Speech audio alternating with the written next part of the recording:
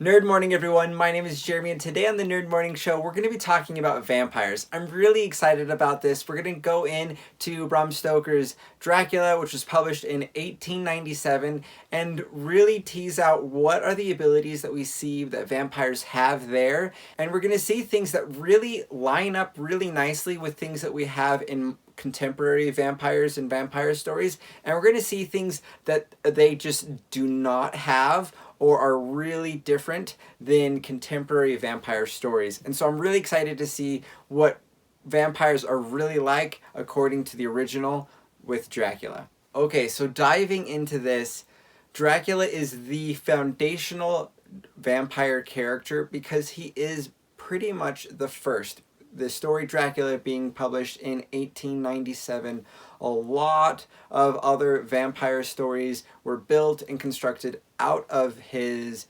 mythology. And also, as a side note, werewolves also build off of the Dracula mythos. And so that's just an interesting thing. We'll see kind of how that works a little bit later, but we're mostly focusing in on the vampire element today. So throughout the years, we can see that their vampires are pretty prevalent, pretty popular, with stories like Twilight, Buffy the Vampire Slayer, True Bloods, or Vampire Diaries.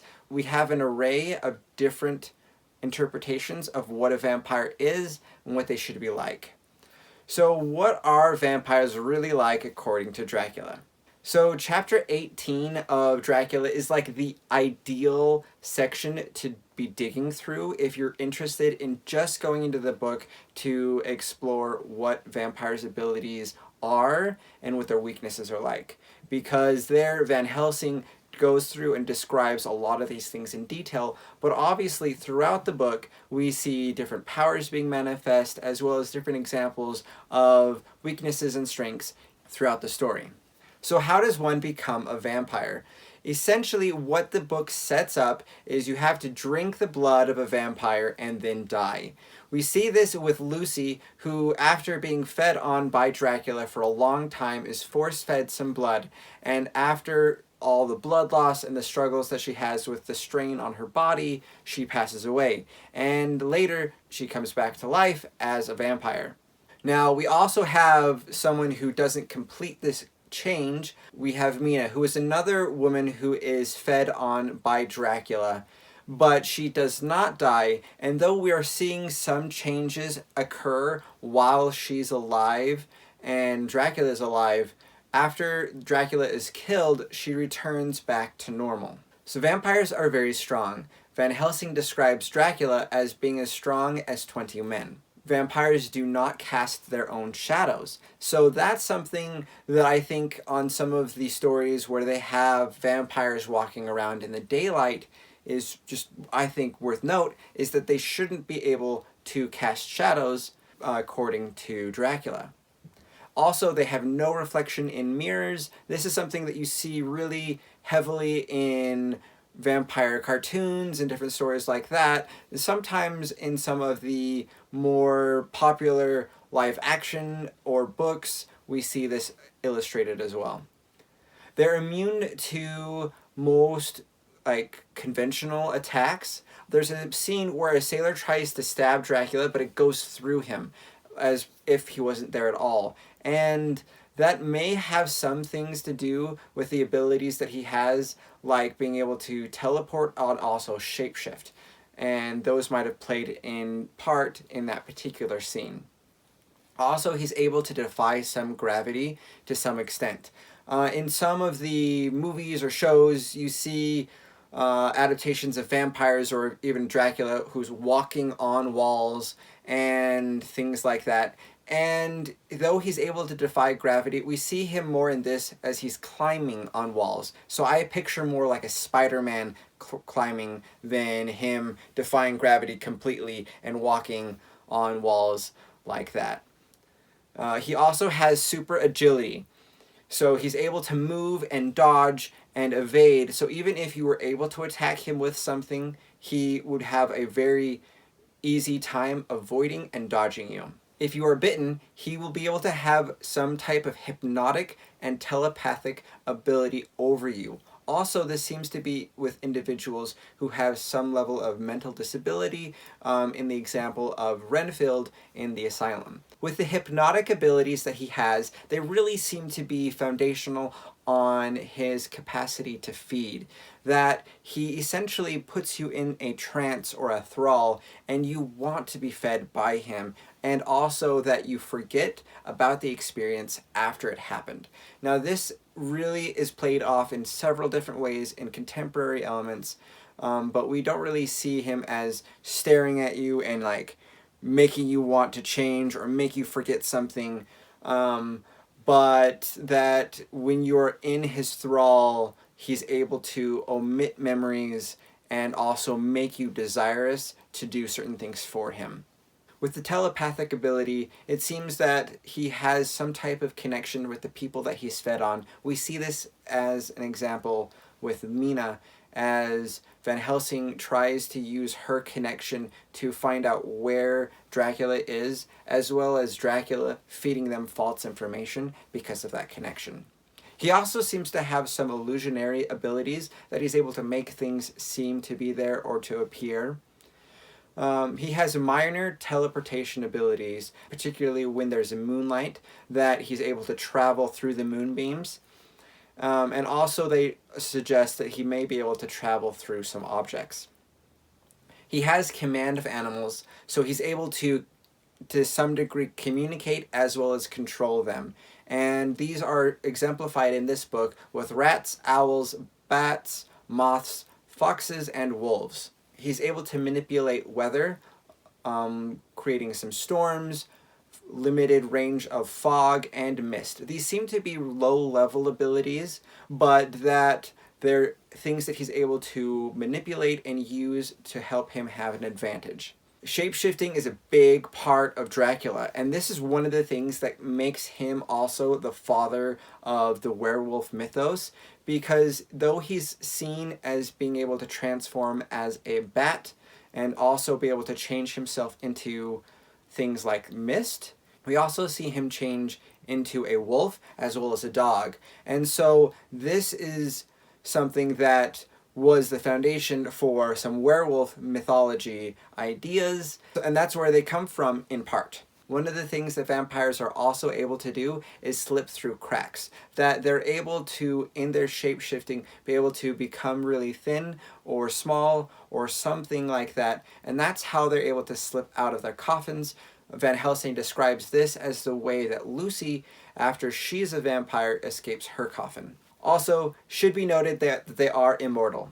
So one of the big things that vampires are really known for is obviously them drinking blood. And we have some experiences here that tells us about that and how that works. And I think there's some really noteworthy differences in how they portray it in the book versus how we have them in some contemporary interpretations. So one of the things that I think is really noteworthy is the amount of time that it takes to drink the blood. It seems that there's a whole passage of time, and though the individuals are enthralled and they forget the experiences, if they have some level of awareness, this does take time. And I think one of the things I see all over are these vampires who bite somebody, drain their blood, and they're dripping blood all over, and it took them like 3 seconds to drain this person. And that's just not how the vampires in Dracula work. It takes time for them to eat. And I think that that's honestly really interesting, and I like that better than the Ripper type of vampire who sucks blood and they'd fall over dead, and sucks blood and falls over dead. Also with this is that they don't drain a person all in one sitting. That seems to never be the case. With Lucy, Dracula seems to feed off of her many, many times, and though she's getting weaker and weaker, she does not die right away. Also with the example of Mina, Mina is fed on at least 3 times that we're aware of, and she ends up being able to survive that whole ordeal and experience. And so it seems like though we see these characters who are bit, drink, and then die right away, that's not the case for vampires. Also, it seems to be that though they have these pricks on the neck, that other than that, they do not really have a lot of physical evidence for the feeding. And this really helps the individual, when they are mind wiped, to not really be aware of the loss of blood and of the feeding and attack. And when I see as well these really bloody vampires where there's blood everywhere and all this like waste of food, that this would be totally not how a predator would work. That they would preserve and want to hold on to as much of the food as they would have, thus they wouldn't be messy with the blood. And also it makes sense for them as a predator to be not leaving tracks, as it were, for them, and thus they were able to return and continue to feed off of that host. Now, when someone's fed on, there's some control that they're able to be placed over. That a vampire, when they feed on them, they not only are able to make them forget and make them desirous to be fed on, but there was a moment when Lucy writes this confession. She sees the vampire and she recognizes it for what it is, and she writes it down. And after a little while, she has this compulsion to tear up and destroy the letter. And so there is some type of control and even pushing of an agenda on these type of subjects. And later with Mina, when they're trying to track down Dracula, she starts to distrust herself because she thinks, what if there are ideas or things that I am coming up with that aren't from me but are from Dracula, and thus I'm going to deceive my fellow people on this adventure, as well as being able to have misinformation because of this influence. Vampires also seem to have like a type. Now, there's not a lot of evidence to support this other than Dracula seems to always be going after young, beautiful women, and Lucy, when she becomes the Blue Fur Lady, that's her like vampire name, Lucy seems to be going after young children. That seems to be her type. So I think that really is indicative of them being creatures of habit or having some type of taste as a vampire, that they're going to go after certain types of subjects. Now that seems to be a little bit more extrapolation, but that's some of the ideas that I'm pulling out of from this book. Also, they have various weaknesses. Now, vampires have often been depicted as having the weakness of not being able to go out in the light, or else they're going to burn away, and we honestly don't have a ton of evidence for this. Really what we have is there's a requirement for them to do something that's called the death sleep. But we actually do see Dracula up and about at least 1 or 2 times, because they talk about him shopping over the counter for different supplies. And that shopping over the counter would probably have to be done in daylight or in dusk or evening time. And though that's the only times that we're really shown this, there isn't really something to say vampires cannot go out in the daytime. Though with the other elements that we see of them not going out, that could be extrapolated and then applied with future tellings, which is maybe why that's become a popular idea. One of their big weaknesses is honestly themselves. They had this insatiable urge, this thirst, and they seem to be limited in their thinking because of that, even though they can be intelligent and smart. They seem to be creatures of habit. I think that's really one of the things that I'm really seeing with like Dracula going after young, beautiful women and Lucy going after children, is that they are creatures of habit. And as Van Helsing describes them as having a child's brain, and so just not being fully developed in their thinking processes. Religious symbols seem to be dangerous and deadly to vampires. We see this in the book with both examples from the crucifix as well as the Catholic sacramental wafer. Now, Dresden Files, which is a contemporary book series about a wizard, he has a theory about the religious symbols, and he talks about them as being objects of faith, and that's what pushes away and repels the vampires. And I honestly think that tracks very, very well with what we see with the religious symbols in the book. There's nothing to say that it has to be Christian or Catholic ideological symbols, but honestly, objects of faith seems to track pretty well. Now, one of the things that they cannot eat or even really be around is garlic. They put garlic around Lucy when they're trying to keep the vampire away from her. They put it around the doorways, around the windows, and it seems like that seals off the room, that the vampire is not able to enter it, and that's one way that they're able to protect themselves from a vampire. They talk about as well some of the ways to trap and kill a vampire. And one of the things that they're able to use is a wild rose. If they place that on the coffin, the vampire would be trapped in it. And as we talked about earlier, how they might be able to shapeshift and slide out of the cracks even if the coffin was sealed shut. This wild rose on the coffin would seem to trap it, and it would not be able to use those abilities to escape. Also, they say that a sacred bullet would be able to kill it. They don't really go into what a sacred bullet is. This may be where we get the werewolf silver bullet thing from. I'm not exactly sure, but that's just something worth noting. Also, they talk about mountain ash as something that they're able to use. And they also seem to be using circles, like almost like magic circles, but they talk about them as being religious circles. But those are able to trap in or trap out a vampire. Now let's go into the biggest and most important weakness that a vampire has, and something I think we do not really see in contemporary vampires, and that is the death sleep.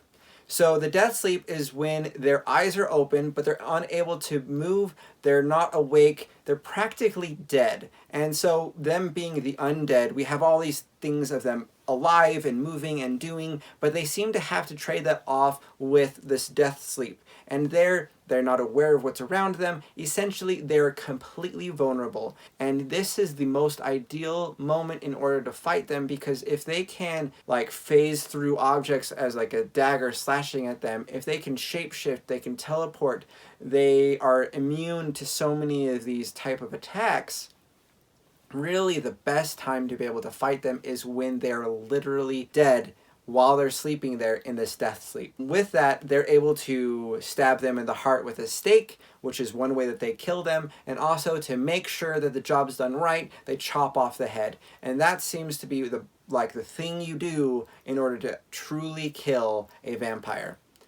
Now, one of the things with their coffins that I think is just interesting, and something that I think contemporary stories ought to try to play on, is that in order for them to sleep and to have this death sleep, they have to have some of their homeland soil with them, either in their coffin or on their person. And they seem to be like tethered or connected to the place that they died or the place that they had lived once when they were alive. And that, I think, is just an interesting connection, and definitely connected with that death sleep. I think that vampires today they've done some really, really cool things, but I think that some of the contemporary vampire stories that we're seeing are missing out on some of the cool abilities and weaknesses that vampires had as they started out with Bram Stoker's Dracula. I don't know, I think that's kind of just how I feel about it. What are some of the abilities that shocked you or surprised you that vampires had? And what are some of the weaknesses that you were surprised that they had as well? I'd be really interested to see your thoughts on those types of things. What are your favorite vampire stories? What are your favorite TV shows or books and things that you really recommend for people to check out who are interested and excited about vampires? I'd love to have a conversation started there in that comment section. Thank you guys so much for watching. I hope you guys enjoyed this, and we'll catch you guys for another video next time.